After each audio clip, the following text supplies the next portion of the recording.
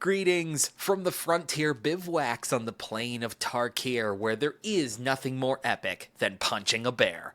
My name is John from the MTG Thoughtcast, and this is Pack It In, where we're going to open up a booster pack and get as many cards as we can into your commander decks.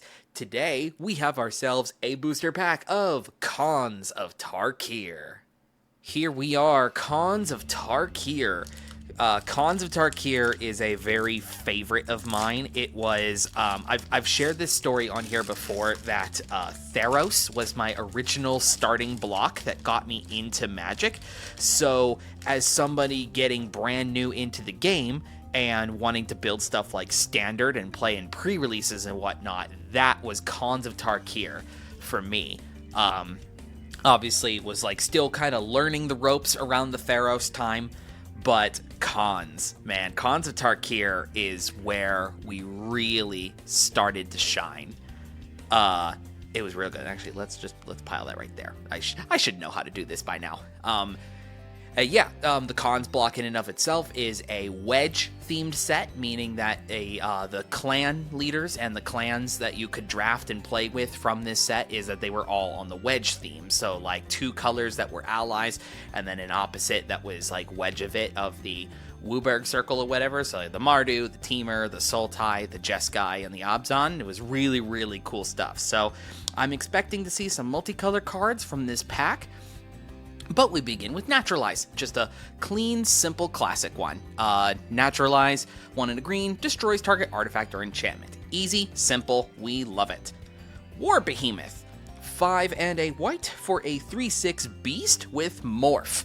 Morph was also a theme of this set as well. It was something that was shared amongst all of the clans, that the cards could go face down. Morph, you put them face down, they're colorless 2/2s, that they can be flipped up for their Morph cost. And most of the Morph cards in this set cared about being turned face up. Something like this obviously is not, but we should encounter other ones that are going to care about that kind of thing. Next card, Bloodfire Expert. 2 and a red for a 3/1 Efreet Monk with Prowess. This was the first set that introduced Prowess. It has become sort of on and again, off again, evergreen ever since then, but the Jeskai keyword mechanic was Prowess back in the day, and it was very, very powerful. The Jeskai cards with Prowess, things like Monastery Swiftspear and Seeker of the Way and things like that, incredibly strong powerhouses for their time, and they still are. You know, things like Monastery Swiftspear still see play to this day. Bloodfire Expert in and of itself, fine. If you're doing a Prowess themed deck, I suppose could be cool. Glacial Stalker, 5 and a blue for a 4/5 elemental with Morph of 4 and a blue.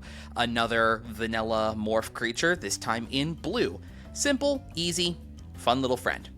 Bitter Revelation, 3 and a black for a sorcery. Look at the top 4 cards of your library, put 2 of them into your hand, the rest into your graveyard, you lose 2 life.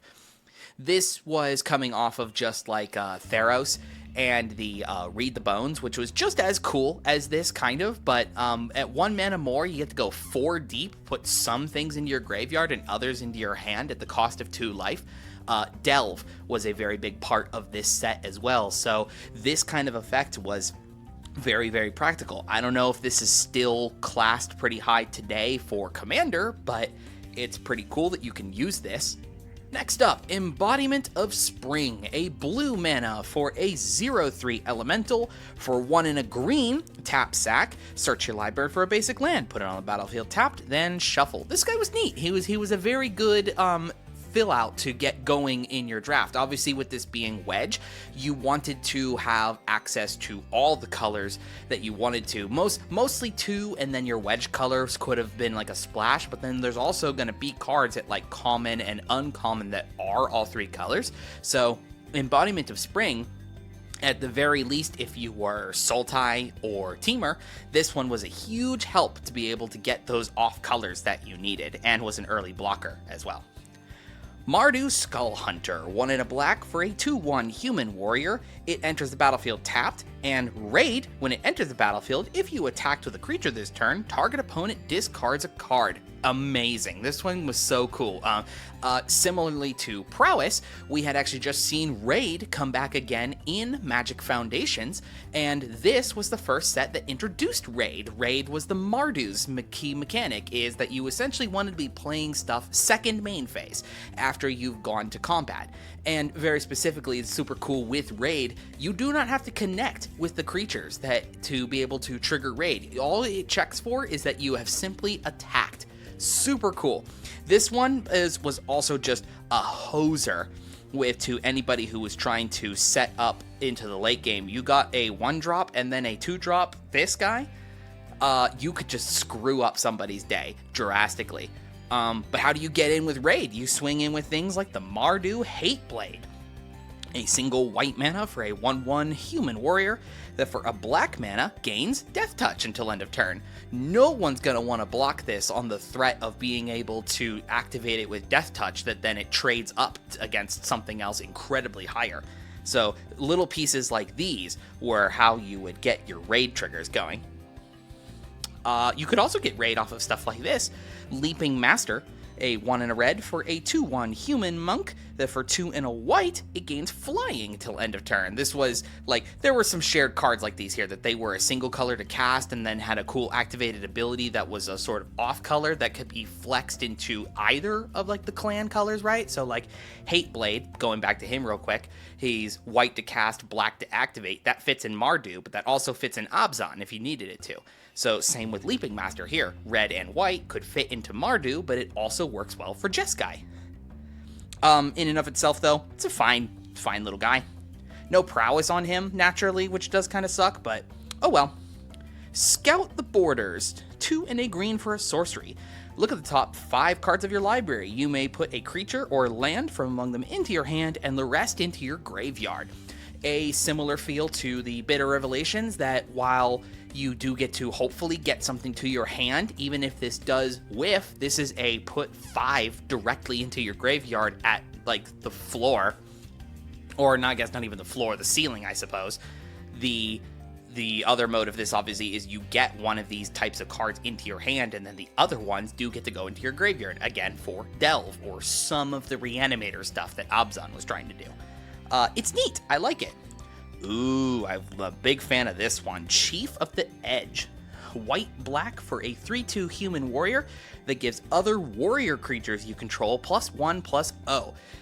This was a pair alongside, this was Chief of the Edge that gave a power boost, and then Chief of the Scale who gave a toughness boost. These two were very, very fun together in specifically the Warriors deck, as this was a realm of like clashing clans and things like that. A lot of the creature types were warriors, so that was a sort of sub-theme that you could build around. And Chief of the Edge was absolutely a all-star in that regard. Ooh, French vanilla things are always super fun. Gurmag Swiftwing. 1 and a black for a 1/2 bat with flying, first strike, and haste. As we were talking about earlier, like easy raid enablers were some of the marquee cards to be able to make the Mardu mechanic work super well. Swiftwing was one of these here. Just slam it down, immediately goes swinging, and will start triggering your raids for you as you need it. Very, very cool. Good bat.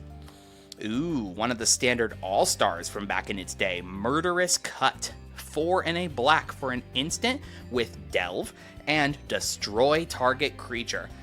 Delve allows you to exile cards from your graveyard to pay for one of the colorless costs in a spell. So, if you have 4 other cards in your graveyard that you are willing to exile to this, you could get this destruction spell down all the way down to a black mana to activate, or to cast, I guess I should say. And that's super cool. That's a very, very strong effect.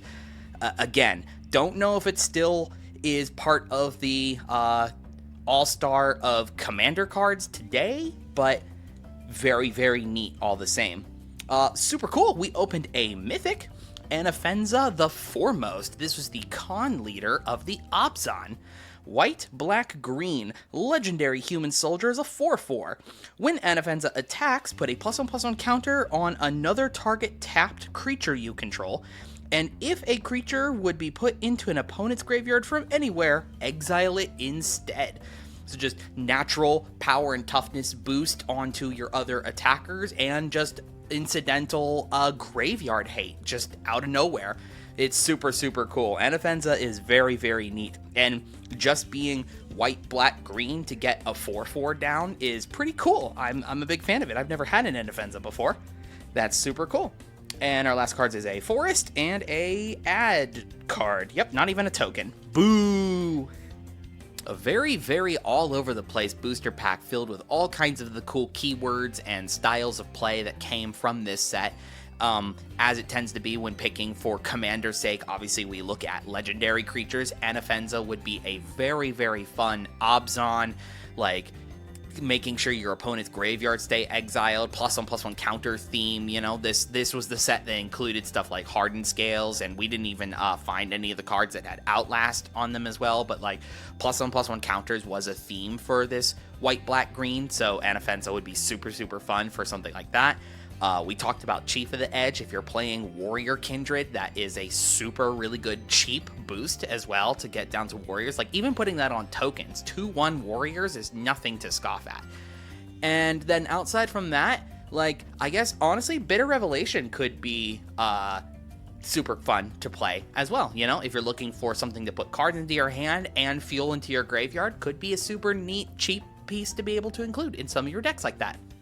And that will conclude it for today's episode of Pack It In. Thank you so much for watching and opening up this pack with me. Even though you didn't open it, I opened it. But you here, you were contributing. Thank you.